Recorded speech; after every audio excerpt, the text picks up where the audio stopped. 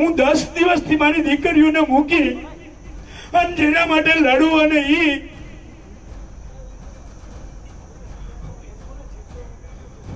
પણ કોના માટે શું કરવાનું ભરતસિંહ? આટલું કર્યા પછી નહીં ભરતસિંહ, પીડા તો થાય, દર્દ થાય. કોંગ્રેસ પાર્ટીને કોઈ પ્લેટફોર્મ નથી આપતું, એટલે પ્લેટફોર્મ ક્યાંક મળે અને એનો તમે દુરુપયોગ ખેડૂતના ખંભે બંદૂક ફોડવાનો કરો છો, એ યોગ્ય નથી. પોલીસે લીમડે બાંધીને માર્યો છે ત્યારે મને દુઃખ નહોતું થયું, ત્યારે હું હિંમત નહોતો આવ્યો. પણ આજે હું હિંમત હારી ગયો છું. એનો અર્થ થયો કે આ કોંગ્રેસની રેલી તમે નક્કી કર્યું હતું, ખેડૂતોને ભેગા કરો પછી કોંગ્રેસની રેલી પ્રસ્થાપિત કરી દેવી, એવું તમે નક્કી કર્યું હતું. અને આવા પાપ કર્યા છે ને તમે ભૂતકાળમાં, એટલે 30 વર્ષથી તમને સત્તા નથી મળી. છેલ્લા 6 મહિનામાં 100 ગામોની મુલાકાત કરી. 100. કોઈ લિસ્ટ જોતું હોય તો મારી પાસે છે. કે જ્યારે ખેડૂતના નામે કોઈ રાજકારણ કરે, ખેડૂતના નામે કોઈ પોલિટિકલ પાર્ટીઓ પોતે કોઈના ઈશારે જ્યારે નિવેદનો કરે ત્યારે દુઃખ બહુ. અમારી આખી પાર્ટી તે હજુ ચિત્રમાં આવી, રાજકીય રિલેવન્સમાં આવી એને 5-7 વર્ષ થયા છે. આપ શ્રીમાનો તો બધા 30 વર્ષથી ગુજરાતમાં વિરોધ પક્ષની ભૂમિકામાં છો. જાહેરાત કરી ત્યારની પણ પ્રેસ કોન્ફરન્સ કોઈને જોવી હોય તો જોઈ લેજો. એમાં પણ બહુ સ્પષ્ટતા સાથે કહ્યું હતું કે આ સંસ્થાઓ સાથે અમે કામ નહીં કરી શકીએ, કારણ કે એ સંસ્થાઓના ભૂતકાળ ખેડૂતના હિતવાળા નથી રહ્યા. મિત્રો, કોઈએ અભ્યાસ કરવો નથી,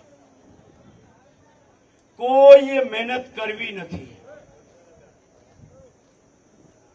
માત્ર સોશિયલ મીડિયામાં પ્રચાર પ્રસાર કરવો, પાલભાઈને ગાળો દેવી.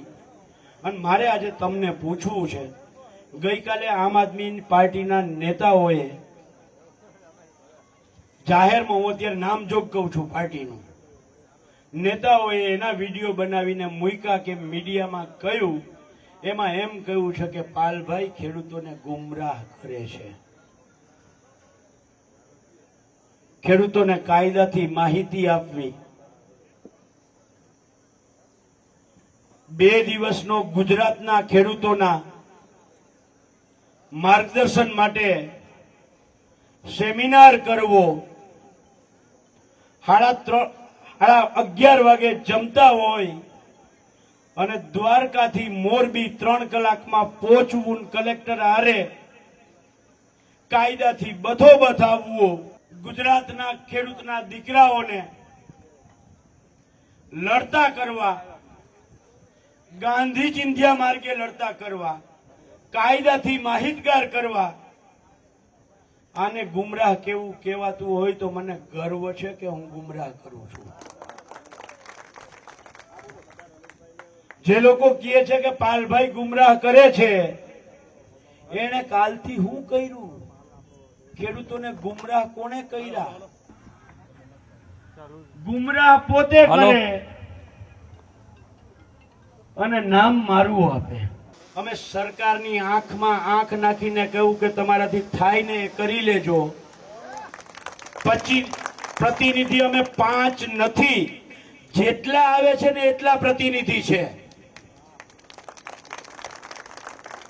હવે અહીંયા જ આપણે આવીએ નહીં તો સરકાર હારે હું ચર્ચા થઈ એ ખબર કેવી રીતે પડે?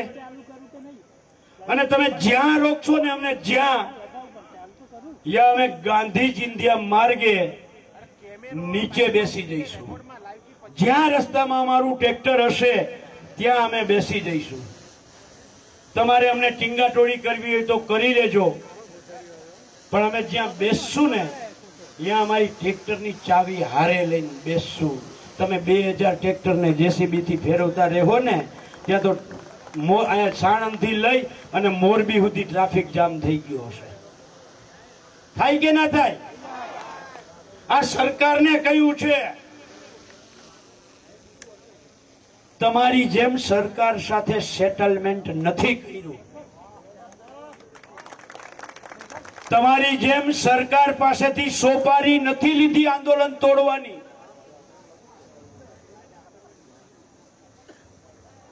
મિત્રો, રાજકોટમાં પોલીસે લીમડે બાંધીને માર્યો છે. પોલીસે લીમડે બાંધીને માર્યો છે. ત્યારે મને દુઃખ નહોતું થયું, ત્યારે હું હિંમત નહોતો આવ્યો. પણ આજે હું હિંમત હારી ગયો છું. આજે હું હિંમત હારી ગયો છું. હું દુઃખી છું. હું મારી જાતને જવાબ નથી આપતો કે મારે કરવાનું કોના માટે. નહીં, થાક જરાય નથી.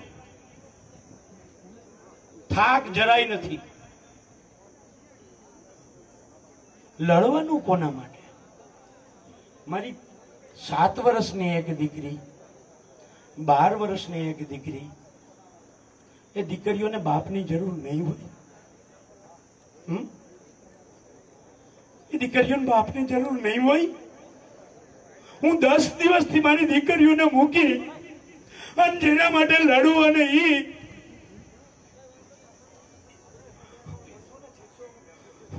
પણ કોના માટે? શું કરવાનું ભરતસિંહ?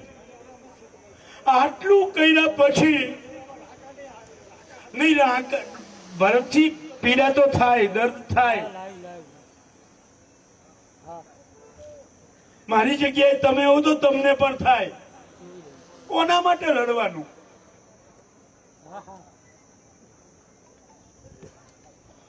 આવડું મોટું બધાઈને માર્ગદર્શન આપ્યા પછી, કાયદાથી માહિતગાર કર્યા પછી, પાલભાઈ ખેડૂતોને ગુમરાહ કરે છે. અને એ ગુમરાહ કરવા વાળાની વાત પણ તમે માની લ્યો.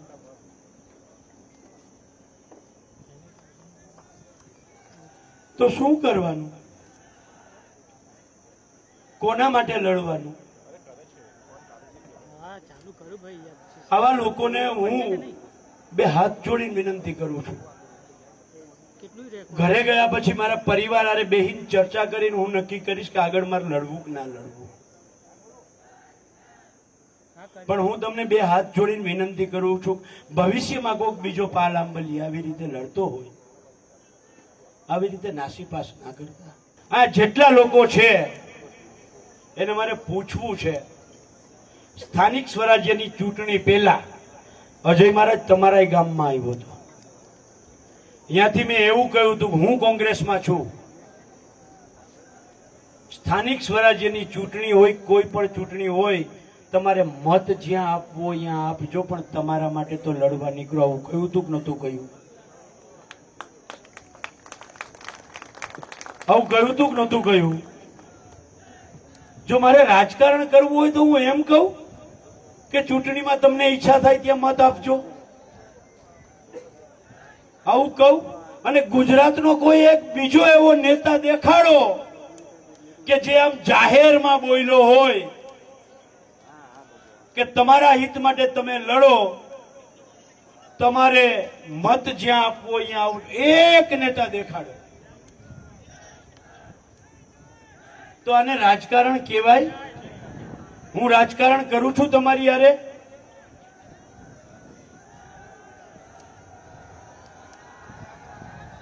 જો તમને એવું લાગતું હોય કે હું રાજકારણ કરું છું તો એ તમારી સમજ છે, તમને મુબારક. 100 ગામોમાં જ્યાં ગયો ત્યાં મેં બહુ સ્પષ્ટતા સાથે કહ્યું છે, હું કાયદા ને માથે ચડાવવા વાળો માણસ છું. હું શાંતિથી લડાઈ કરવા વાળો માણસ છું. હું ગાંધી ચિંધ્યા માર્ગે લડવા વાળો માણસ છું. અને અહિંસામાં જે તાકાત છે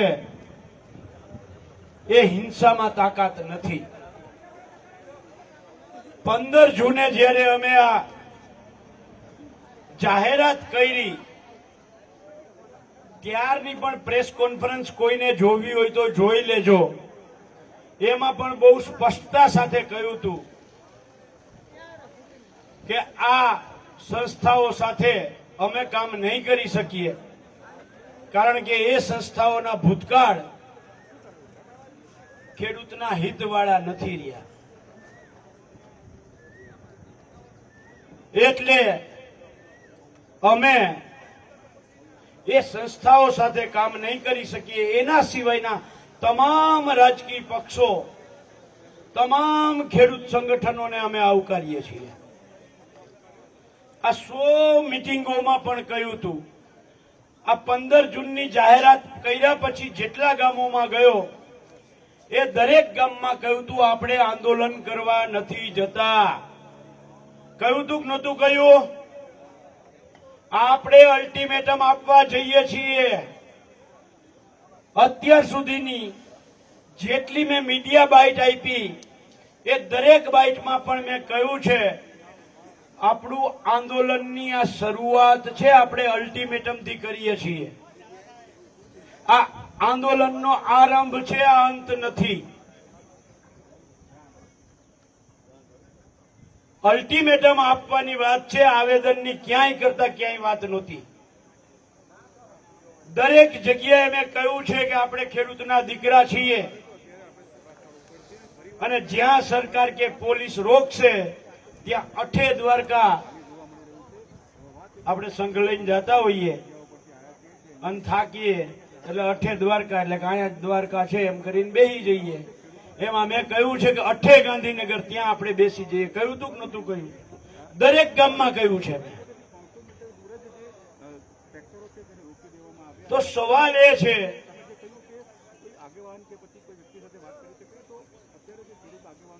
કે આપણી જે વાત છે એ વાત પર આપણે ઊભું જોઈએ કે ના ઊભું જોઈએ, કે 5 જણા 15 જણા આપણી આખી મહેનત, આપણી આખી લડાઈ એના ઉપર કોઈ પાણી ફેરવવા આવે અને આપણે એમાં ઉશ્કેરાઈ જઈએ અને એ ઉશ્કેરાટમાં આપણે કહી દઈએ. મિત્રો, છેલ્લા 10 દિવસથી હું મારા ઘેર નથી ગયો. 10 દિવસથી મારા ઘેર નથી ગયો. હજી દેહગામ, કચ્છનું વ્રજવાણી, નખત્રાણા, કોંઢ, ગામે ગામ 10 દિવસની અંદર મેક્સિમમ જે ઇફેક્ટેડ ગામો છે ત્યાં પહોંચવાનો પ્રયત્ન. ખેડૂતોની ટ્રેક્ટર રેલીને લઈને આમ આદમી પાર્ટીના પ્રમુખ ઈશુદાન ગઢવી અને ગોપાલ ઇટાલિયા સહિતના નેતાઓએ કરેલા નિવેદનો બાદ આ મુદ્દે વિવાદ છેડાયો છે. આપ નેતાઓના નિવેદનો બાદ ઓગણજમાં કિસાન અધિકાર યાત્રાને સંબોધન કરતા કોંગ્રેસ નેતા પાલ આંબલિયા ભાવુક થયા અને ખેડૂતોને સવાલ કર્યો કે શું હું તમને ગેરમાર્ગે દોરું છું?